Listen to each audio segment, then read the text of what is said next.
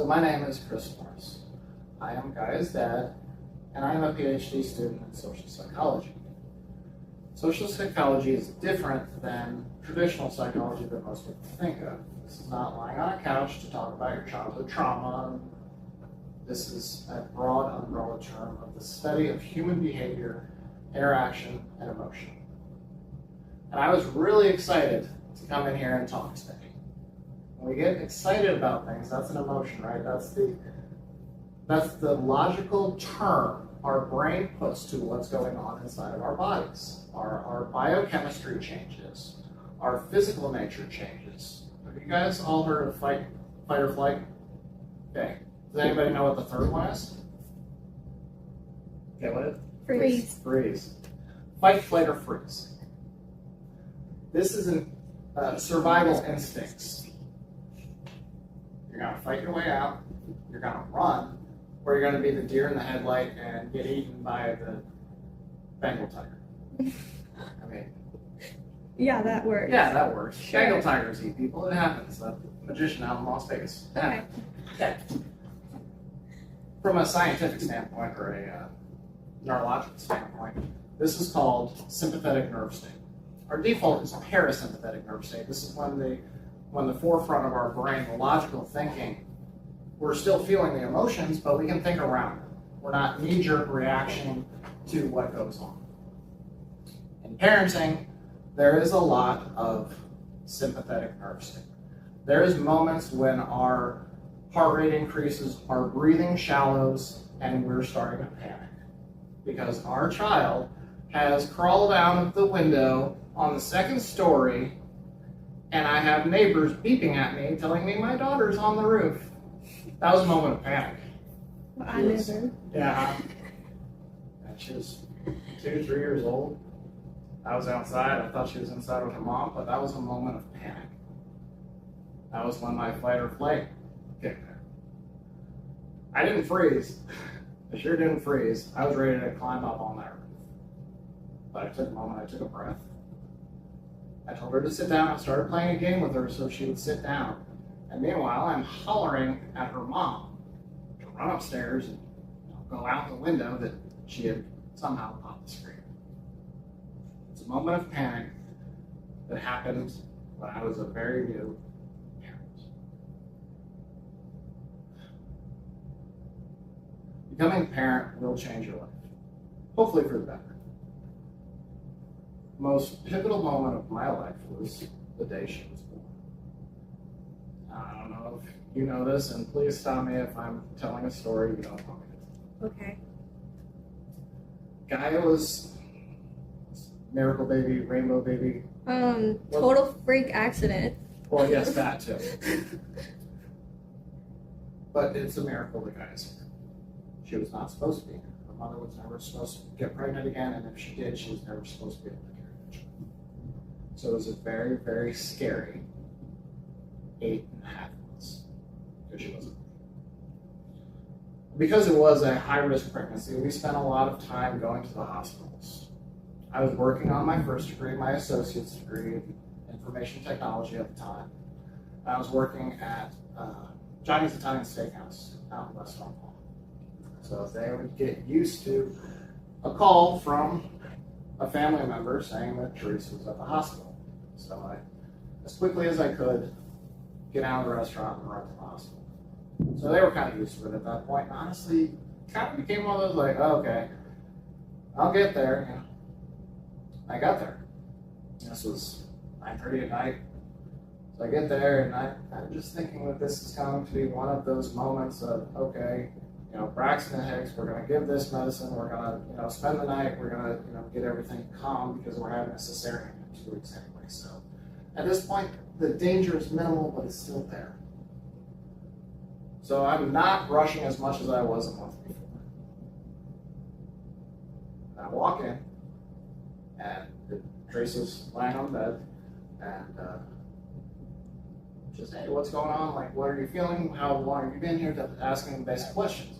The nurse busts into the room behind me and hands me these mint green scrubs. What the is this? Oh, we were just waiting on you. I had about 3 minutes to realize I was about to be a father. We wheeled in, while we went through the cesarean process, the nurse came in. And that was the most pivotal moment of my entire life. For those of you that heard the first half of my speech, got to hear a lot of the tragedies of my life. That, by no means, was a tragedy. That was my beautiful daughter being born and changing my life and giving me the inspiration to improve, to find a goal. I mentioned I'm a social psychology student, approaching my dissertation and going to be able to call myself doctor. In my discovery of social psychology, I discovered Snyder's Hope Theory. This is a cognitive theory that was created in the late 80s, published in the early 90s. It stands on 3 pillars: goal setting, pathway thinking, and agency. Agency is belief in yourself. Pathway thinking is what you're going to do when something goes sideways. Then goal orientation is having a goal. As a parent, I don't get to have goals for my daughter. Now, a lot of parents might argue that. I do not get to set guidance goals.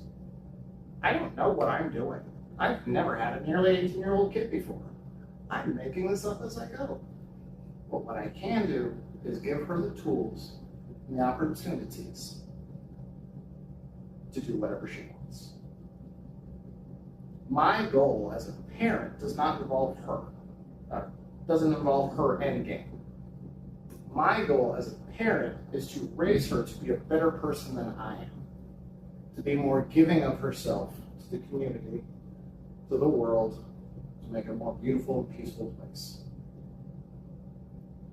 But more importantly, to care for herself more than I did when I was that age. That's my goal. I don't get to decide her goals. Now, the second part of Snyder's Hope Theory is pathway thinking. What do you do when something goes wrong? You're all in a parenting class, so I assume that at some point you would like to become a parent, or at least be involved in raising children, whether it's from a teacher standpoint or a professional standpoint, or have kids of your own. You all kind of have that maybe somewhere in your back of mind that you want to be a parent at some point. You all have an idea of like what a parent is going to be and what your kid is going to be. And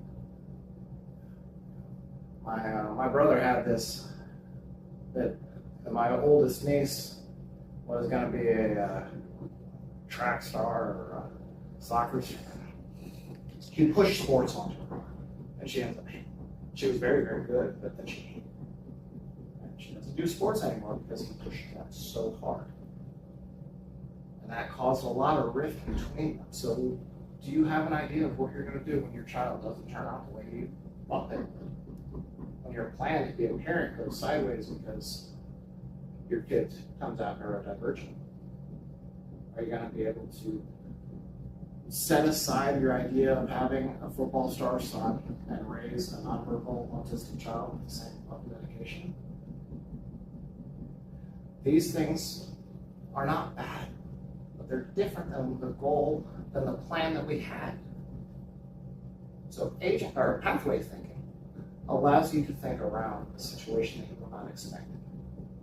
There's going to be a lot of those in parenting. There'll be a lot of moments where you're not going to know what to do. So you have to step back, set aside your ego, your emotion, and think about what is best for the child that you're in charge of, that you're trying to keep safe. Because just like in business management, we as parents are not here to dictate what our children do. We're here to support them.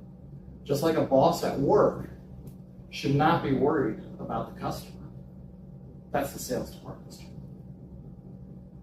The boss, the manager, the supervisor, the parent needs to be giving the tools to the child so they can succeed at their task, their goals.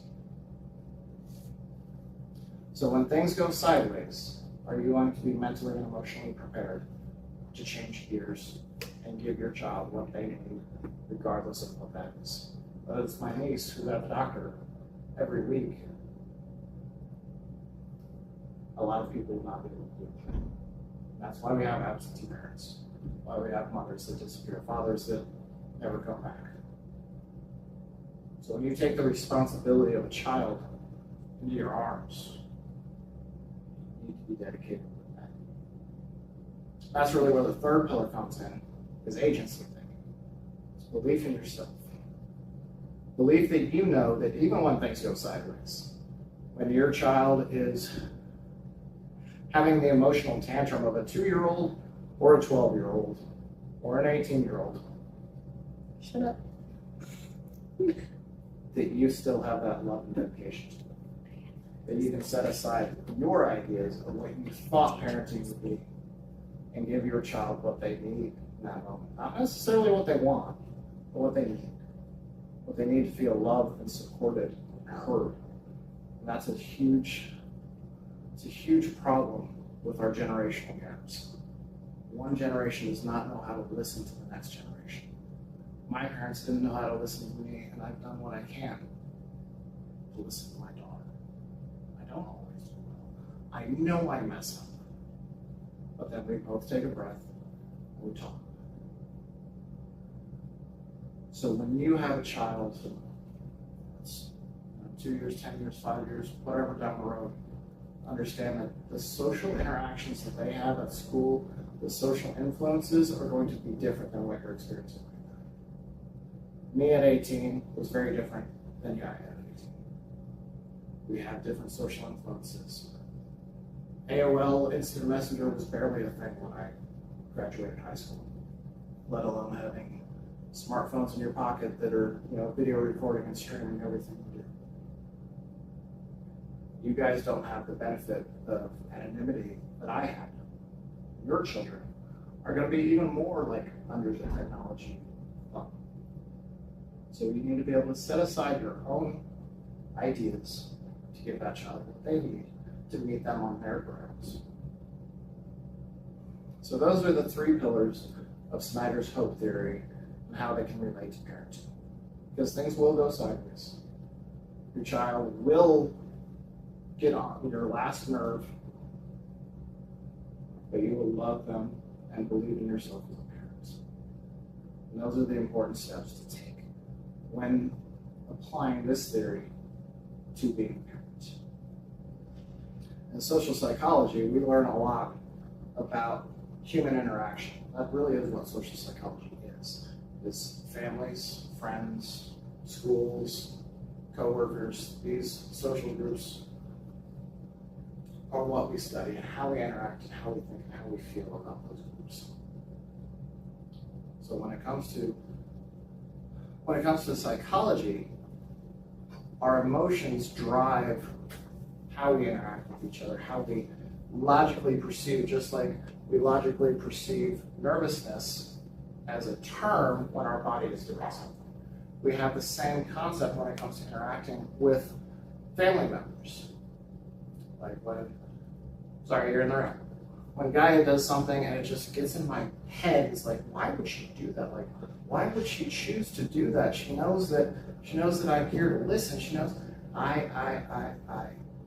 need to stop thinking about I. What was she doing? Like, where was her mind at?